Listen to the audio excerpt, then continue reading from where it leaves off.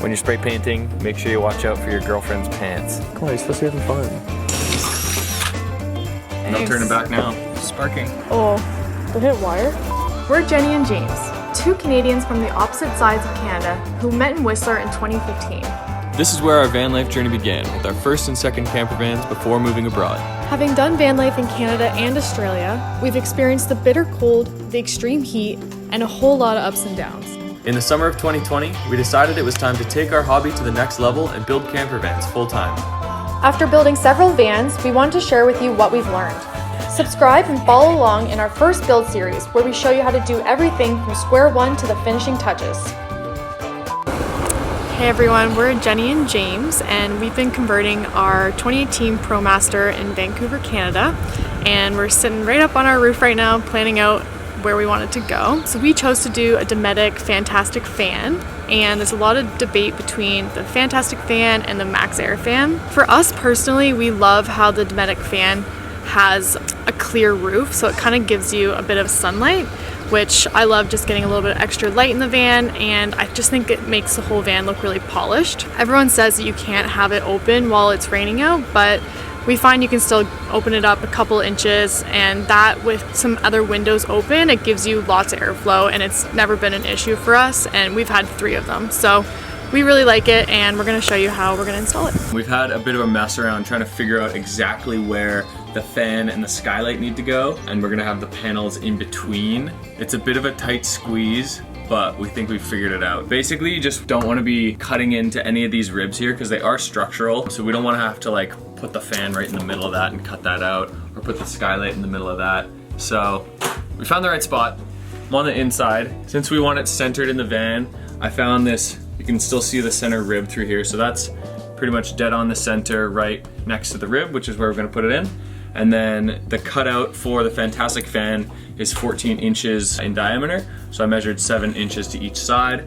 So I've got my 2 little marks there, and I'm just gonna drill my first 2 holes for that. And then I'll go up on top and then do the rest from there.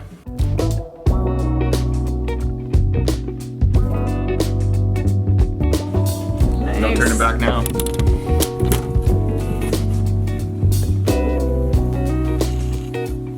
So now that James has drilled 2 of the pilot holes from inside, we're just gonna drill the last 2 so that the jigsaw can cut the corners easily. And then we'll do 1 drill bit that's a little bit larger that's gonna fit the jigsaw blade. Hey, so we're back from dinner. We're gonna try to smash this out. It's like 9:30, so before it gets dark, we're just gonna try to cut a big hole in our roof and get it done. Look at the sunset. Ooh, that's nice. You have your glasses on? First, we started by drilling pilot holes in the 4 corners, and then sized up the drill bit so that we could fit the jigsaw blade in to start cutting. Sparking. Oh, did it hit wire? Do we have wire there? Do you wanna check? Yeah, so it looks like we drilled right into the side of the rib. So, you know, while this wasn't ideal, it's also in a really small portion of the rib, and it's not the end of the world. Okay, I think we should use the shears. So we just got a couple like scrappy little pieces here, so we're just gonna get the shears to cut that off. I'm just doing a quick file of the edges, and then I'm gonna do a quick Rust-Oleum paint.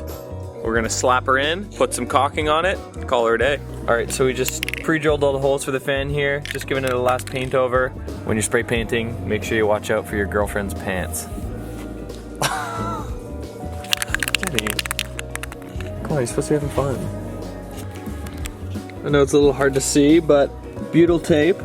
For these divots, I did an extra 2 layers of butyl tape just to build it all up to the same level all the way around. And here, now I'm gonna slap on the fan and drill her in. And then it got too dark to film, but essentially we dropped the fan in, we made sure that the vent was opening towards the back and that the hinge was at the front side, and then we tarped it and went in for the night. In the morning, we screwed it into the roof and then covered it with self-leveling dap. The next steps for installing the fan are to connect the electrical wires, and then you're gonna wanna do your sealing after that. Here we've got a couple clips of Jennie just installing the bezel, and something to note about this is that you actually have to cut the bezel to size depending on the thickness of your roof, so you definitely don't want to do that until your roof is completely finished. All it takes is a couple of screws to screw it in, and then you're finished. Here's a section of our van tour to show you how it works. When we're cooking or on really warm summer days, it's really nice to have our Dometic fan open. So it's got 3 settings. It can pull air in or out depending on if we're cooking or if we just want some air circulation. And it also has a temperature regulation so that you can leave it on at night and it can regulate how warm or hot you want it to be. Alright, that's it for this video. Next up, we're doing vinyl flooring, so check that one out.